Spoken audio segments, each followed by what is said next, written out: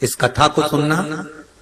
कहते हैं श्राद्ध पक्ष में ये कथा अगर सुन ली जाती है तो ब्राह्मण घर से अगर भूखा गया हो या दूसरी जगह से भोजन कर दूसरे घर में भोजन करने आए हो और हमारे पितर तृप्त नहीं होते हो तो रहू और रहनी की कथा हमारे पितरों को जब सुनाई जाती है तो हमारे पितर संतुष्ट होकर आशीर्वाद प्रदान करते हैं। ये वो रहनी और रहू की कथा। बहन का नाम है रहनी और भाई का नाम है रहू।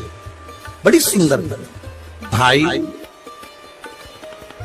बहन की शादी हो गई, किसी कारणवश रहनी का पति चले गए, समाप्त हो गए, पर रहनी शिव भक्ति से दूर नहीं है। रहनी शंकर जी की आराधना में डूबी रही थी, रहनी शिव भक्ति में लगी रही।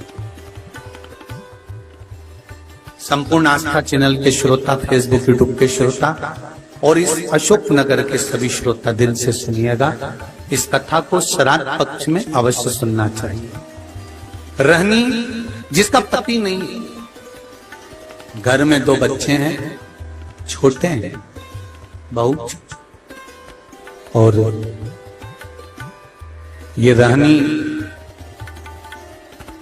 और रहू ये दोनों बहन भाई हैं।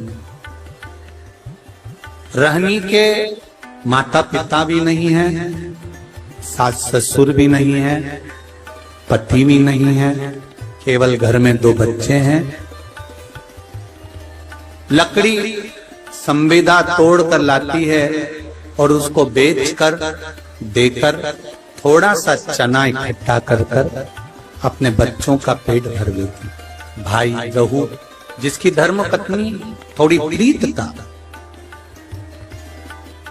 ससुराल में कम थी। एक बात का थोड़ा स्मरण रहे अपने जीवन में, मेरा बेटियों से माताओं से एक निवेदन पहले भी रहा है, आज फिर करते हैं कि जब आपका मंगल विवाह हो जाए, शादी हो जाए, विवाह के बाद में प्रयास करना कि इस शरीर को, इस मन को, चित्त को मायके से ज्यादा ससुराल में लगाने का प्रयास करना, तो कोई घर नहीं टूटे। रहनी अपने मायके से ज्यादा प्रीतता नहीं रखती। भाई रहू का बड़ा प्रेम था भाभी घर में। अब श्राद्ध पक्ष का समय आया, रहू ने अपनी पत्नी से कहा कि पिताजी को गए हुए समय हो गया, माता को गए समय हो गया, दादा दादी को गए समय हो गया, मैं गया का पिंड करने के लिए प्रयागराज, काशी गया, यहाँ पिंड देकर मैं पुनः वापस आऊंगा और शिव जी की आराधना कर अपन भजन करेंगे, कीर्तन करेंगे, स्मरण करेंगे। तुम एक काम करना, अपनी धर्म पत्नी से रहू कहता है कि किसी ब्राह्मण को बुलाकर मैं जहां जहां पिंड दान करने के लिए जाऊं, आप दादा दादी के श्राद्ध में, माता पिता के श्राद्ध में किसी ब्राह्मण को बुलाकर भोजन करा, किसी ब्राह्मण को बुलाइएगा, भोजन कराइएगा। जब ये सुना तो धर्म पत्नी ने कहा, सुनो स्वामी, ब्राह्मण को भोजन करने बुलाऊं और ब्राह्मण अपने घर में ना आए, उसका एक कारण था। जिस ब्राह्मणों के घर के पास रहू रहता था, रहू की धर्म पत्नी इतनी ज्यादा लड़ोकी थी, इतनी लड़ती थी कि जितने ब्राह्मण आसपास में रहते थे उनकी सबकी पत्नी से रहू की पत्नी का झगड़ा हो चुका। तो ब्राह्मण भोजन करने इसके घर में नहीं आए। रहू की पत्नी ने कहा मैं ब्राह्मणों को बुलाऊं और वो नहीं आए तो रहू ने जाते जाते कह दिया, काम करो, मेरी बहन और मेरे भांजा भांजी को भोजन करने के लिए बोला। सनातन धर्म के अंतर्गत एक भांजे को या एक भांजी को भोजन कराना मतलब 100 ब्राह्मण को भोजन कराने के बराबर है।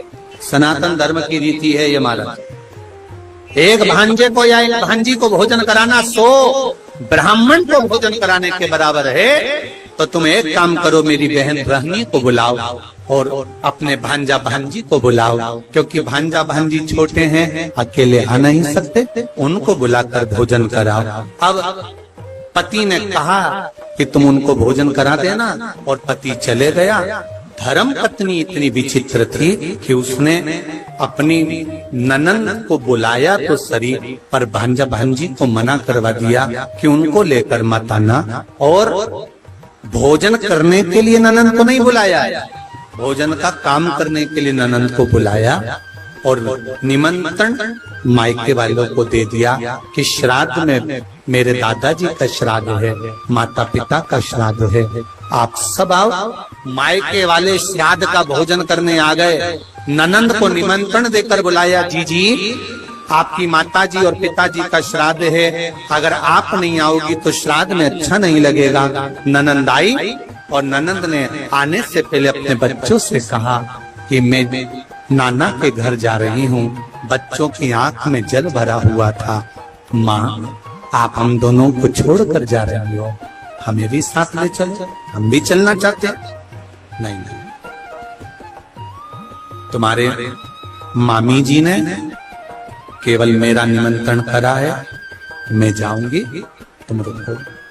माँ, 2 दिन से लकड़ी नहीं मिली, जलवृष्टि हो रही थी, लकड़ी नहीं मिल पाई, तू बेच नहीं पाई, 2 दिन से अन्न घर में नहीं आया, हमें भोजन नहीं मिला। माँ, आज तू चली जाएगी, फिर भोजन कौन दे? बेटा बेटी कह रहे हैं, माँ 2 दिन से भोजन नहीं मिला है, माँ हम बहुत भूखे हैं। माँ कहती है, तेरे नाना और नानी का श्राद्ध है, मैं जा रही हूँ, मैं मामी से कहूंगी कि बच्चे भूखे हैं तो भोजन दे देगी मामी। इसको नहीं मालूम था कि ननन को केवल काम करने के लिए बुलाया। रहनी गई, घर में पहुंची, बहुत मेला लगा हुआ था मायके का। खुश हो गई रहनी, आज मेरे माता पिता का श्राद्ध हो रहा है और इतने मेहमान आए। जब माता पिता के श्राद्ध में 10 ब्राह्मण, 20 ब्राह्मण, 25 ब्राह्मण भोजन करते हैं तो दुनिया की कोई ऐसी ननंद नहीं होगी जिसके चेहरे पर प्रसन्नता ना हो कि मेरे मायके में इतने लोग भोजन करते हैं, मुझे गर्व महसूस होता। रहनी की आंख में खुशियों के अश्रु आ गए। मेरे माता पिता कितने भाग्यशाली हैं। जो जैसा होता है उसके मरने के बाद भोजन भी वैसा ही होता है। जो मरा उसके हृदय में खुशियां रहती है ना कि इसको भी भोजन कराओ, इसको भी भोजन कराओ, इसको भी भोजन कराओ, इसको भी भोजन कराओ। ये जो मिला है ये आपका नहीं है, ये आपके पूर्वजों का है। अब रहनी पहुंच गई, रहनी वहां पहुंच गई। क्या जाकर देखा रहनी ने कि चारों तरफ वहां सुख ही सुख, चारों तरफ वहां पर आनंद ही आनंद है। रहनी ने जैसे ही पांव रखा, भाभी ने रहनी का हाथ पकड़ा और हाथ पकड़कर भाभी रहनी को सीधे रसोई घर में ले गई। और रहनी, सुनो,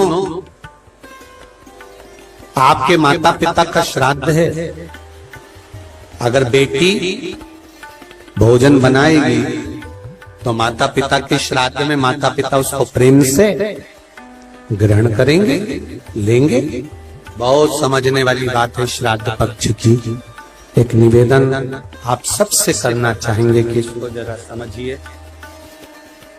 इसको जरा जानना कि आप अपने घर में अगर नाना नानी का श्राद्ध कर रहे हो, भोजन बना रहे हो तो ठीक है, पर मायके में जाकर श्राद्ध का भोजन अगर बेटियां बना रही हैं, ससुराल से गई मायके और मायके में जाकर अगर बेटियां भोजन बना रही हैं तो वो श्रेष्ठ नहीं। मायके में जो भाभी हैं, भैया हैं, परिवार है, कुटुंब है, वो भोजन का निर्माण करे तो उसमें सुख का अनुभव होगा। पर भाभी ने कहा, जी भोजन आपको बनाना है क्योंकि आपके माता पिता का श्राद्ध है, तो माता पिता प्रसन्न होंगे, माता पिता को आनंद की अनुभूति होगी, माता पिता आनंद में होंगे। रहने ने कहा, ठीक है, अगर मेरे माता पिता मेरे हाथ का भोजन करना चाहते हैं तो मुझे बनाने में क्या दिक्कत, मैं बना देती। रहनी ने भोजन बनाया। बेटी इंतजार कर रही है कि ब्राह्मण आएंगे, मैं भोजन परोसूंगी। और ब्राह्मण आए तो मैं भोजन परोसूं, इसका इंतजार बेटी को हो रहा था। पर रहनी ने देखा ना कोई ब्राह्मण आया, ना कोई संत आया, ना कोई सदगुरु आया, ना कोई वहां भोजन करने के लिए पहुंचा। अगर वहां पर पहुंचे तो केवल भाभी के मायके वाले पहुंचे, जो सब भोजन करने के लिए लग गए।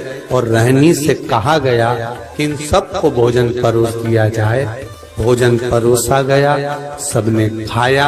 आखिरी में रहनी जब भोजन के लिए बैठी तो भाभी ने कहा, जीजी हमारे गोत्र का श्राद्ध है, इसलिए आप इस गोत्र में भोजन मत करो।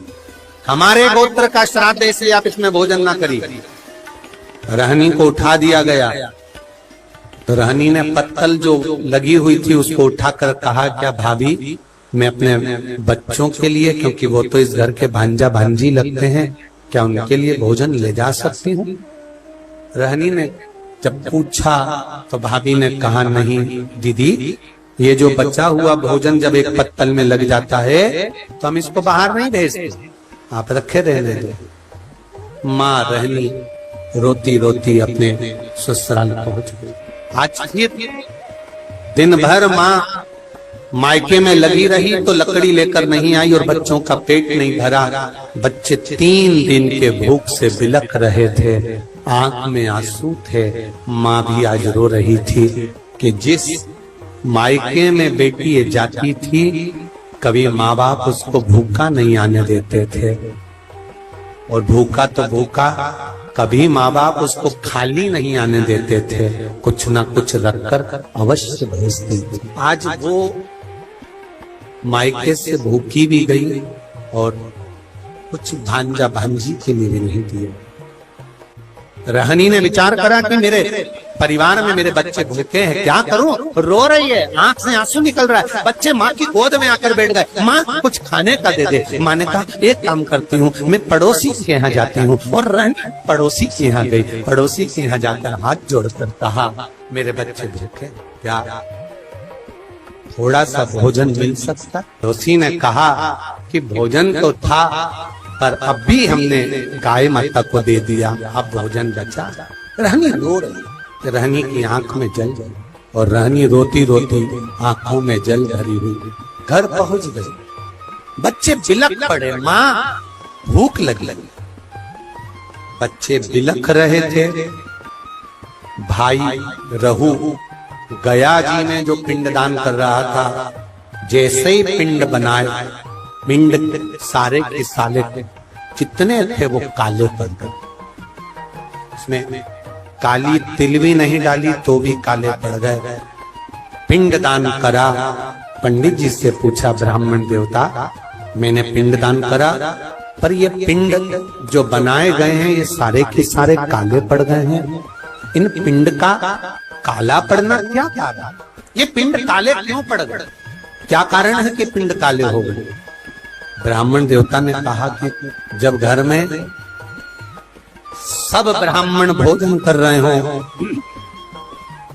सब परिवार के लोग भोजन कर रहे हो और घर के भांजा भांजी के नैनों में भूख के कारण जल होता है, तब ये पिंड काले पड़ जाते हैं। हमको लगता है आपके भांजा भांजी भूख से बिलख रहे हैं। रहू ने कहा, ऐसा हो ही नहीं सकता। रहू बोले, ये नहीं हो सकता। मैं अपनी धर्म पत्नी को कहकर आया हूं कि अगर ब्राह्मण भोजन करने ना आए तो मेरी बहन को भोजन करने बुलाना, भांजा भांजी को भोजन करने बुलाना। तो ये हो नहीं सकता कि भांजा भांजी भूखे हो। आप पता करना, पिंड काला जभी पड़ता है जब भांजा भांजी भोजन नहीं करे हो और भूखे बैठे। महाराज, शिव महापुराण की कथा यहाँ तक कहती है, अगर आपके घर में ब्राह्मण भोजन करने आए हैं और अगर घर में बहन बेटियां हैं, भांजा भांजी हैं, तो इंतजार मत करना कि ब्राह्मण उठेंगे इसके बाद हम भांजा भांजी को भोजन देंगे। आप तो ब्राह्मण के साथ भांजा भांजी को भी भोजन करने बिठा सकते हो या पहले भी जिमा सकते हो, उसमें कोई दोष नहीं। उसमें कोई दोष नहीं। जब भांजा भांजी अगर भोजन करे तो उसमें दोष नहीं। अब जिमाओ रहनी के बच्चे भूखे बिलख रहे, रहू को रहा नहीं गया, गया जी का पिंड कर कर रहू सीधे घर पहुंचा। घर में जाकर पत्नी से पूछा क्यों, मेरी बहन आई थी? हाँ, ना मानो तो पूछ लो सभी से, बहन आई थी कि नहीं आई थी? सबने कह दिया आई थी, रहनी आई थी। हाँ, तो इसको लगा कि रहनी आई थी तो बच्चे भी आए होंगे, इसने नहीं पूछा। घर गया बहन को, दीदी ओ दीदी, हाँ भैया वीरा क्या हो गया? दीदी जिस दिन मैं पिंडदान करने के लिए गया था, जिस दिन मैंने पिंड दिया, उस दिन तेरे बच्चे क्या भूखे थे बहन? क्या तेरे बच्चे भूखे थे? रहनी भाई के गले लगकर रो पड़ी, भैया केवल बच्चे ही नहीं, तेरी बहन भी तेरे दरवाजे से भूखी आई, आंखों में जल। तो चिंता मत कर बहन, मेरे माता पिता और इन भांजा भांजी के नाना नानी का श्राद्ध अब इस घर में करना। मैं विश्वास से कहता हूं बहन कि पितृदेव कृपा जरूर करें। कर भैया भोजन होता तो मैं अपने बच्चों को ना करा देती, तो क्यों चिंता करता? कल मैं भोजन भेजूंगा, तू श्राद्ध की तैयारी कर। तैयारी श्राद्ध की। भाई ने बैलगाड़ी में सामान भरवाया, भेजने लगे। जैसे बैलगाड़ी में सामान भर कर भेजा, पत्नी ने पूछ लिया इतना सारा आटा चावल शक्कर घी कहाँ जा रहा है? पति ने कह दिया सारा की सारा मायके वालों को थोड़ा सा घाटा लग गया तुम्हारे, तो उनके यहाँ भेजा जा रहा है। अब मायके वालों का कहकर वो सामान सारा की सारा भेज दिया बहन के घर में। बहन के घर में सामग्री तो पहुंच गई, पिंड की श्राद्ध की तैयारी हो गई। भोजन करने के लिए ब्राह्मण संत साधु भी आ गए, भोजन किया। जब आखिरी का दिन था, अमावस्या का दिन, आर्यमा स्वामी जब पितरों को लेने के लिए आए, सब पितर इकट्ठे हुए। सबसे पूछा गया आपको श्राद्ध पक्ष में अच्छे से भोजन तो मिला? आर्यमा स्वामी सबसे पूछते हैं, सबको भोजन तो मिला? सबने हाथ ऊंचे कर कर कहा आर्यमा स्वामी हम पितरों को अपने अपने घर में भरपेट भोजन मिला। पर रहनी के माता पिता की आंख से आंसू बहे। रहनी कि माता पिता की आंख से आंसू बह रहे हैं। रहनी के माता पिता रो रहे थे तो पूछा पितरों के स्वामी आर्यमा ने, क्या बात है आप रो रहे हो? आपकी आंख में से आंसू गिर रहे हैं, क्या हुआ? क्यों रो रहे हो? रोने का कारण क्या है? कहा मेरे बेटे के घर गई थी भोजन करने के लिए, पर वहां तो मायके वाले जिम रहे थे तो भोजन नहीं मिला। पंचमी का श्राद्ध था हमारा, हम गए थे, भोजन नहीं मिला। तो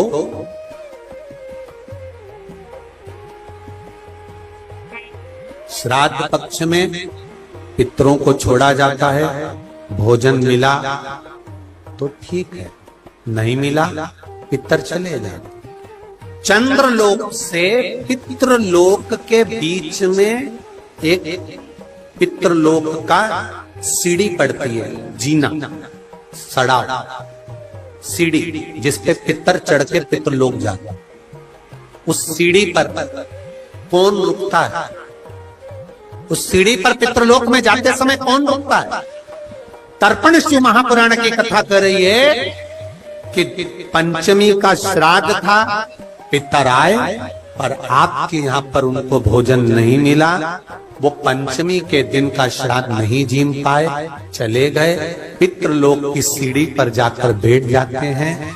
अंदर जो पितर जाते हैं, वो पितर जब अंदर जाते हैं, जाने के बाद बात करते करते जाते हैं कि हमारे बेटे ने हमको खीर खिलाई, हमको पूड़ी खिलाई, और उनके मुख से जो राल टपकती है तो जो पितर भूखे रह जाते हैं वो पूरा साल उनकी राल को चाटते हैं और बद्दुआ देते हैं कि हमारे बेटे 5-5, 4-4, 3-3, 2-2 इतने बेटे और हमको भूखा छोड़ दिया। तो वो बद्दुआ देते हैं जिसके कारण बस पितृ दोष होता है। और फिर ब्राह्मण देवता कहते हैं कि ये पितृ दोष हो गया। पितृ दोष क्यों हुआ? क्योंकि वो भूखे रहे। तुम रो रहे हो? हाँ, मेरे बेटों ने भोजन नहीं कराया मुझको। मेरा बेटा चले गया था गया का पिंड करने के लिए, बहू को कह गया था कि भोजन करा देना, पर भोजन नहीं मिला मुझको। फिर हमारी तिथि निकल गई। मेरा बेटा आया, बहन के घर बेटी के घर में उसने भोजन बनवाया तो हमारे निमित्तार्थ भोजन कराया। तो रो क्यों रहे हो? तुम्हें अमावस्या के दिन भोजन तो मिला ना, तुम्हें रोने का जरूरत क्या है? क्यों रो रहे हो? पितर कह रहे हैं, रो इसलिए रहे हैं कि बेटी के घर का खाया है। अगर शास्त्र कहता है कि बेटी के यहाँ का खा लो तो वैकुंठ निवास नहीं मिलता, तो हमें क्या निवास मिलेगा? शिव महापुराण की एक बात अच्छे से सुन लेना। अगर बेटी कमा रही है, बेटी समझदार है, आपने बेटी को अपने पांव पर खड़ा करा है और बेटी में विद्वत्ता है और बेटी अगर कमा रही है, समझदार है, उसको कमाने के लायक तुमने बना दिया, या बेटी का घर तुमने अच्छा ढूंढा, जमाई अच्छा ढूंढा, लड़का अच्छा ढूंढा जो बेटी को इसने वश रखता है, तो ऐसी बेटी के घर का खा भी लोगे तो नरक नहीं जाओगे। बेटी प्रसन्नता में, बेटी प्रसन्नता में खिलाती, बेटी के घर का भोजन। हाँ, मैंने किया है, तो मैं पितृलोक में कैसे किसको मुंह दिखाऊंगी? मैं पितृलोक में कैसे जाऊंगी? कहा आर्यमा स्वामी ने, घबराओ मती, तुम्हारी बेटी के घर में तुमने भोजन किया है, और बेटी के घर में भोजन किया तो वो भोजन तुम्हारे बेटे ने ही भेजा था, बस धर्म पत्नी को नहीं बताया था। पहुंचा तो था, चिंता ना करिए। बेटी के घर में श्राद्ध हुआ है तो भांजा भांजी ने नाना नानी का श्राद्ध करा है। सनातन हिंदू धर्म में जब गया जी में पिंड देने जाते हो, तर्पण करने जाते हो, पिंडदान करने जाते हो, तिलांजलि करने जाते हो, तो आज भी सनातन हिंदू धर्म में माता पिता के नाम के साथ में दादा दादी के नाम के साथ में पूछा जाता है नाना नानी का नाम। बोलो सही है कि गलत है? नाना नानी का नाम बोलिए, पर नाना नानी का नाम बोलिए, वहां बुलाया जाता है। नाना नानी के घर का भी अगर भांजा भांजी अगर कर रहे हैं, श्राद्ध पक्ष मिलेगा अवश्य। तो क्या हमें भोजन मिला है? हाँ, हम आशीर्वाद दे दें। रुको, रहनी शाम के समय दिया लगाने आई हूँ, उसके बच्चों को लेकर कुछ ऐसा दे देना, कुछ ऐसा दे देना कि रहनी को लकड़ी नहीं बेचना पड़े और बच्चों को भूखा नहीं देना पड़े। रहनी शाम को दिया लेकर पहुंची घाट पर, जहां पर पितृ जल का प्रतीक्षा कर रहे थे, पानी पीने की तैयारी में थे, और पिता पानी का आचमन कर रहे थे। आर्यमा स्वामी ने आवाज लगाई, चलिए, चलने की तैयारी।